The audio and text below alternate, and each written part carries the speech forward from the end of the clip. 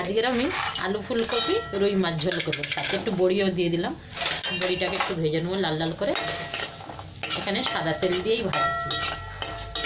এবার আমি সর্ষের তেল দিয়ে দেবো, বড়িগুলো উঠিয়ে নিয়ে একটু সর্ষের তেল দিয়ে দেবো। আমাদের ক্যামেরাম্যানের খুব পছন্দ বড়ি, আলু, মাছের ঝোল, একটু ফুলকপি। তেল গরম হয়ে গেছে, এবার আমি রুই মাছগুলো ভেজে নেবো। নুন হলুদ মাখিয়ে রেখে দিয়েছি।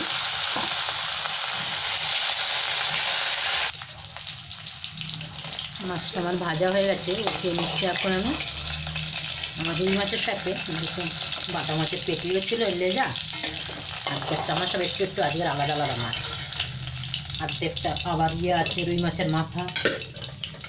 এরকম করে আজকের আলু ফুলকপি দিয়ে তরকারি হবে একটা। এখানে আমার সবগুলো মাছ ভাজা হয়ে গেছে। একটা তেজপাতা দিয়ে দিলাম এই মাছ ভাজার তেলে, আর একটু 5 ফোড়ন দিয়ে দিলাম আমি। এখানে ফুলকপি আর আলু ভেজে নেবো একবারে।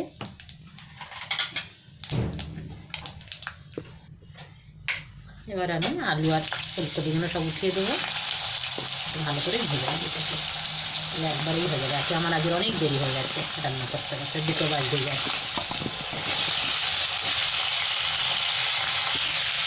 হলুদ দিয়ে দিলাম,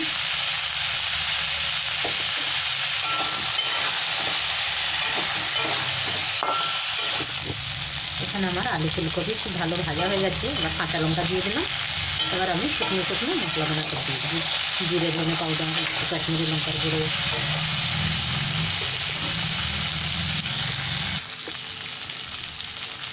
এখানে দিয়ে দিলাম ধনে পাউডার। এবার দেবো একটু জিরে পাউডার, দিয়ে দিলাম কাশ্মীরি লঙ্কার গুঁড়ো। এবার আমি এখানে দেশি টমেটো এবার দিয়ে দিলাম, 3টে দেশি টমেটো কেটে রেখেছিলাম, এটা দিয়ে দিলাম। এবার একটু ভালো করে কষে নিলাম, তারপরে গরম জল ঢেলে দেবো। খুব ভালো করে আমার কষা হয়ে গেছে, এবার আমি গরম জলটা দিয়ে দিই।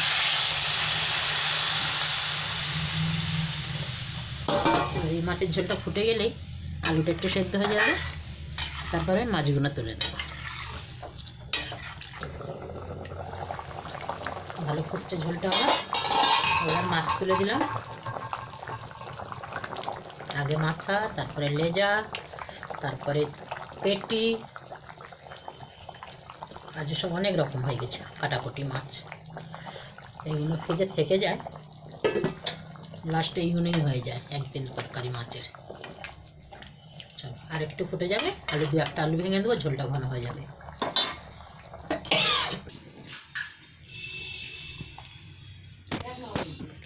আমাদের মাছের ঝোলের রেসিপি রেডি হয়েছে। আপনাদের যদি ভিডিওটা ভালো লাগে তাহলে অবশ্যই লাইক, সাবস্ক্রাইব, কমেন্ট, শেয়ার অবশ্যই করবেন। ধন্যবাদ।